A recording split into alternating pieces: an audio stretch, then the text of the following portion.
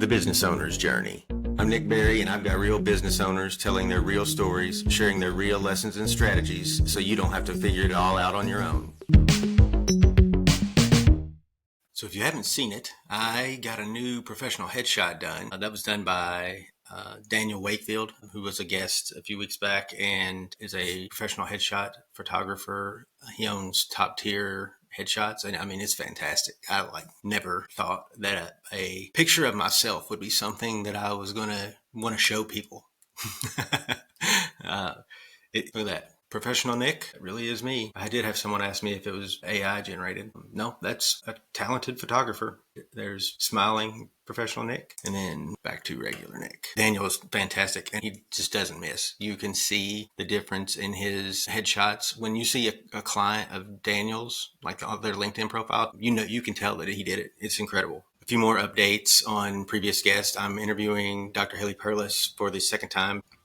Matt Diggity's Chiang Mai SEO conference is this weekend. If you're in the SEO world, you probably already know about that, because if you're in the SEO world, you know who Matt Diggity is. Anthony Melia just announced that they are having their first baby. It's not really business related, but Anthony is a great guy, and I'm just excited for him. So congrats again, Anthony. And by the way, this might be a good time for me to bring it up. If you haven't left a review, and you do think that it is worthy of a review, if you've gotten any value from the show, I would love to have it.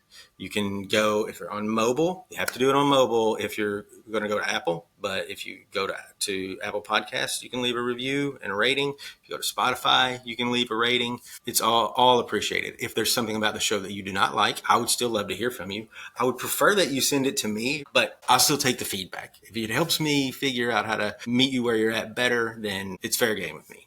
Since I'm talking about guests, I'll tell you a couple of things about myself. We went to Kentucky to visit family a few weeks ago for a couple of weeks. It was great. Vivian got to play with grandparents on both sides of the family, and like all of the aunts, uncles, cousins. Spent a ton of time on the farm, at the zoo, doing all the things. It was an awesome visit. Came back. I did a mountain bike race. I do one a year. I would like to do more if there were more that nearby, but I'm still recreational. It's not a professional endeavor for me at the moment. And Bitcoin just crossed 91,000. There's no telling what it will be by the time you hear this. Let's talk about my 3 pillars of support that every small business owner needs. I just wrote an article on this on my website, nickberry.info. It's the 3 essential pillars of support every business owner needs. So you can read more about this there also. I'll put a link in the show notes. I'll talk about how lonely the journey can be as a business owner.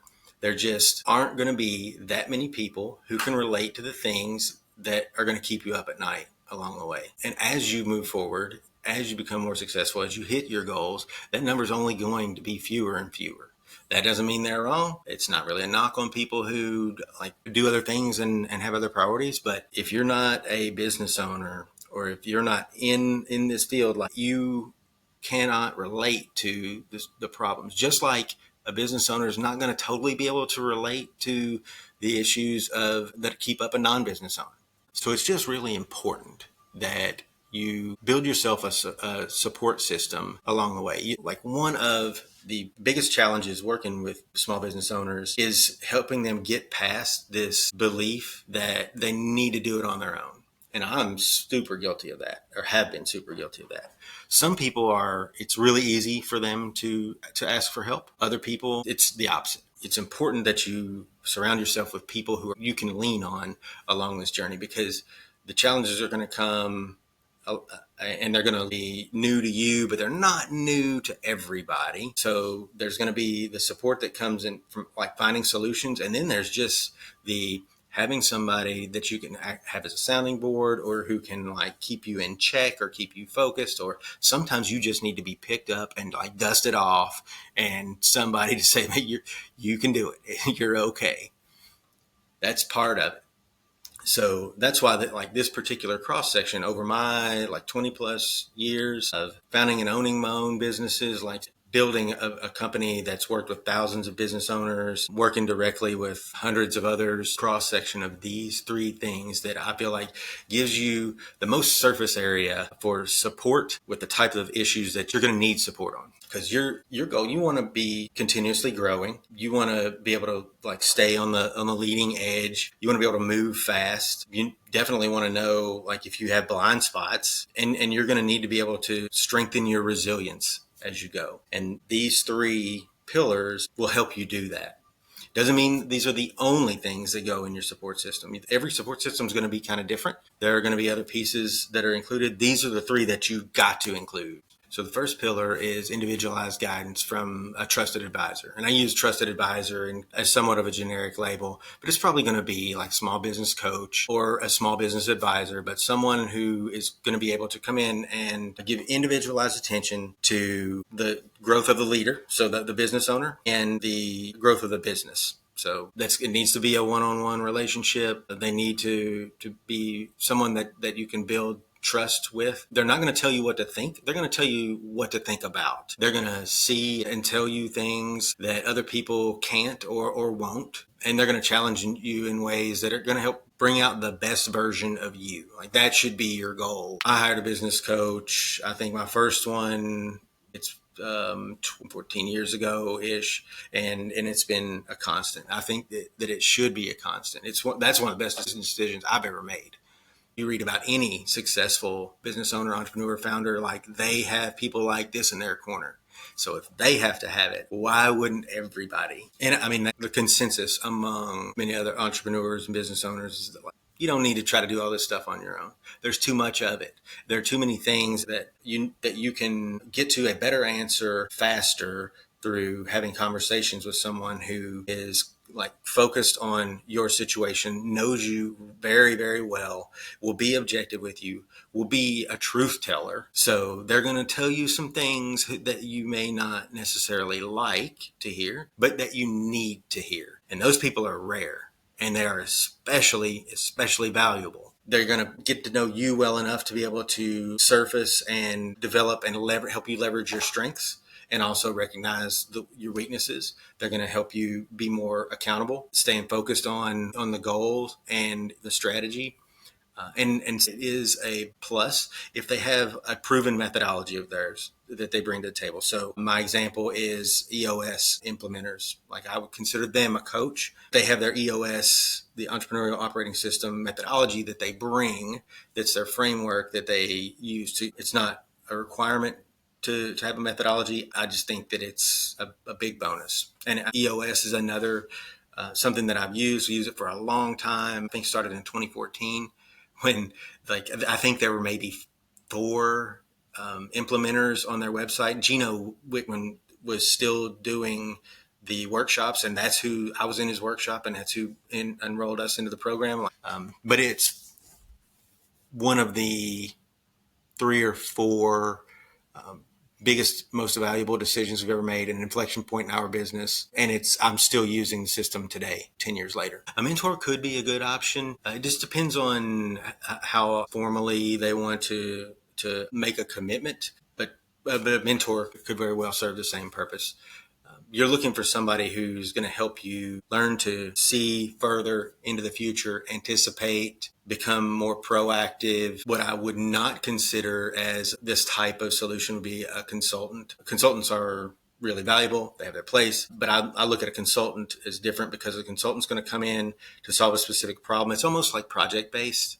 So they're kind of going to come and then go. And what you're looking for is continuity, not necessarily something that feels transactional. Again, nothing against a business consultant. That's just not the type of solution that I'm talking about for this pillar. Should you have multiple advisors or coaches? If they have different purposes. But if you have a strategic advisor, you don't need multiple strategic advisors. For example, like when I have strategic advisor, and at the same time was working with a coach on leadership presence. And so those two things, they butted up against each other, but it didn't create any type of conflict, but there was no problem. But in other instances, if I have a business strategist and a marketing strategist, those two people are going to have to be in the room together. They could not be in silos. The right hand and the left hand have to know what each other are doing. But what you need from this one-on-one trusted advisor is someone who knows you very well, who knows what you're trying to accomplish, who knows what your tendencies are, who is going to be level-headed and objective with you and help you navigate the uncertainty that, like, making decisions with very little information where you're going to have to make a lot of assumptions. You're going to need somebody who knows you well enough to know kind of what you're thinking before you've said it and help you get your biases out, get the beliefs out, and make sure that you're not letting those negatively influence your decision making. That's somebody who can sometimes tell you that wasn't good enough or that was out of line. And that's, to me, one of the most valuable elements that comes from having a coach like this. I mean, it's a requirement for me. If somebody is going to be my coach, you've got to show me that you're going to tell me something that you think I'm going to be uncomfortable with. That's why we're here. And for me to work with someone, they're going to have to show me that they, even though they may be uncomfortable, that they still want that feedback. Because I don't think any of us need more people who are going to only say, good job, you got it. The job is not a cheerleader. The job is keeping it real, helping you see things more for what they are, helping prepare you, like handle the challenges of today and prepare you for the ones of tomorrow. And you cannot do that by running from the discomfort. You cannot do that job. I worked with some coaches who, when they started working with me, I could tell it took them a while to realize that I was serious about wanting that feedback. And they were almost like surprised. I worked with one coach in particular who had a background in big businesses. So it's like very political environments. And you could tell how measured everything he said was. It was like he couldn't give me any type of criticism without it being like the shit sandwich. Like, I don't need that, man. I just need you to give me the answer. Like, tell me what you're thinking. And let's move on. I feel like I would call that being very coachable. It's like we have to get comfortable being uncomfortable for it to work. But that, to me, is probably as important of a piece, maybe other than their business acumen. Like, that might be the most important piece. But after that, like, I don't know if much matters if I can't trust that coach is going to be willing to tell me you're thinking about that wrong or you're just being fucking stubborn. Because I've been that before. So that's what you're looking for out of this one-on-one, individualized, trusted advisor pillar.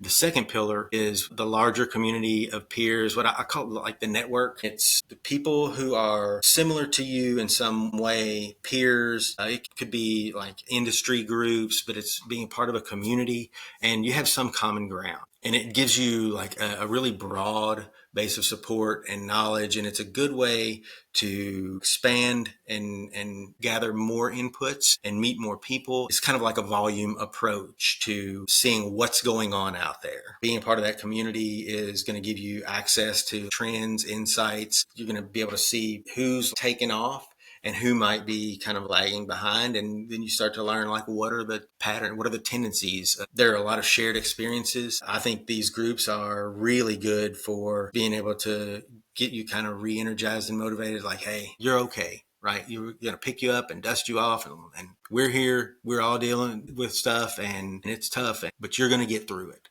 Just seeing other people doing that can help you like pick yourself up and dust yourself off. I also think you can become a contributor to others there. So I think there's this huge, huge shift when, as the business owner, you go from feeling like you're just a person who's there to be helped to someone who can actually contribute.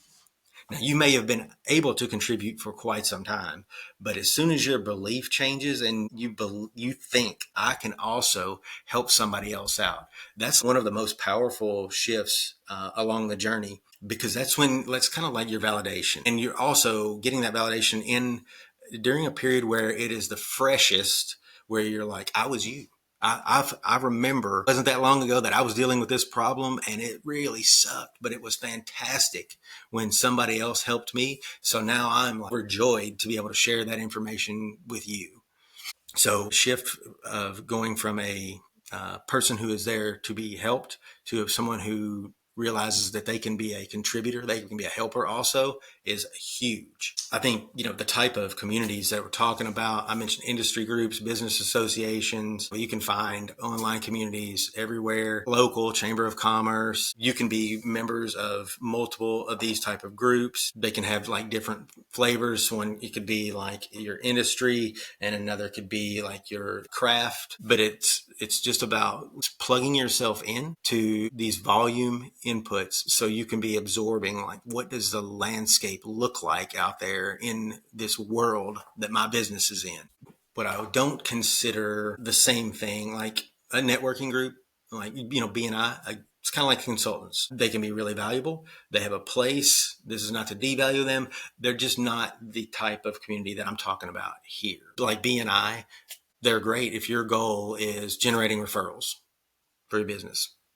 But that's not our goal with this pillar. Our goal with this pillar is to grow as a business owner and leader. That's not BNI's value prop. And the third pillar is the smaller, more intimate peer advisory board, your inner circle. And to contrast that with the larger community of the network, whereas if the larger community of the network is a lot of people who have like something in common with you, they're kind of like you. This inner circle, the peer advisory group, is a few people who have a lot more in common with you. So a lot more like-minded, similar places in the journey. Those are examples of the type of things that they might have in common with you. But it's more than just, hey, we're both in like pool building industry. These groups are so powerful because you have people who, like, it's a tighter cluster of people. This is just more of a highly focused group that they have a lot more in common. They're more familiar with each other. They have an in-depth understanding of the individuals and their goals and their businesses, so they can like tailor their support more to that.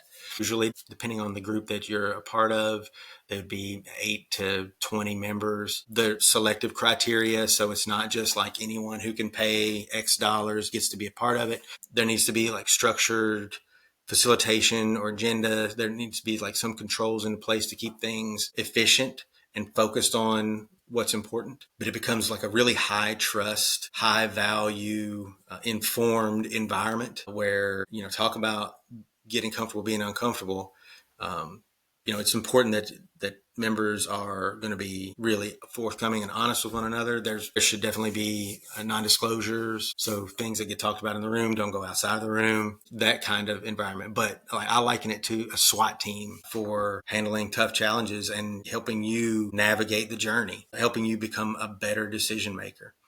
I'm a 10-year member of Vistage. Again, another one of the probably 5 most valuable decisions I ever made was when I joined Vistage. That influenced probably several of the other most valuable investments or decisions that I ever made.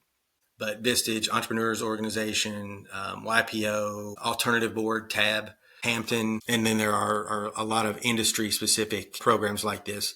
Fitness Revolution, which is one of my companies, offers business coaching for gym owners, and we've been doing peer groups for 15 years. And about 10 years ago, we really tightened it up, and it took off. One of the advantages of being in groups like this is the business growth. So a couple of examples. Fitness Revolution does business coaching for gym owners, and it's one-on-one business coaching, but offers a peer advisory board as well. But we did a study from 2018 to 2020, and the members of the peer groups outperformed the non-members of peer groups, people who are only getting one-on-one coaching, by 3x. So people who had a one-on-one coach and were a member of a group for Fitness Revolution were growing at 19% per quarter, and people who were only getting one-on-one coaching were growing at 6% per quarter, which is not bad. But it just shows you the difference of those two scenarios.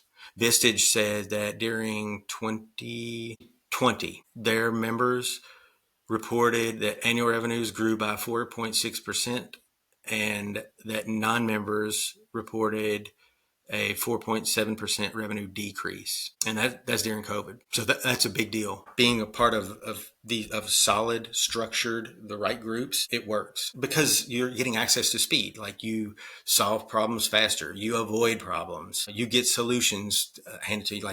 But you can get to it so much faster when you're in these groups because the peers have almost certainly all either faced the challenge that you're currently facing or are facing the same challenge that you're currently facing. So there's that familiarity that they can tell you, like, hey, here are the symptoms. Here's what we did and it didn't work. Here's what we did that did work. And you can go make a decision. They can tailor their guidance to you because they know more about you. It's not just a stranger who's giving you this insight. You get to know one another and you have this level of trust where you can speak more candidly. You get to know one another so well. There's this understanding and trust that you're going to able to challenge one another, to inspire one another, to motivate each other, and give like the honest, candid feedback. These peers are going to help each other like think bigger. That's another major benefit is putting you around people who are going to say like, well, what if there's more to it than that? What if the potential is even bigger than you think? Because you don't hear that from many people. You definitely don't hear it from many people who are qualified to help you figure it out. So these groups I mentioned, Vistage, EO, YPO, there's a list. I'll put them in the show notes. Again, this is one of the best decisions I've ever made. One thing to be clear, so I call it a peer advisory board or peer advisory group. But that's not the same thing as a board of directors. A board of directors would have probably some fiduciary responsibility. It's probably more of a formal connection to the business. That's a different thing. Like their job might be to hold the owner, the CEO accountable, fill that position, fire that position, whatever. Can you be a part of multiple peer groups like this at the same time? I mean, you can. You may not need to. If you get in a good one, I don't think you need to because it can be a lot. I think you need to be in a group for probably at least 6 months before you can make an assessment as to whether or not it's going to work for you.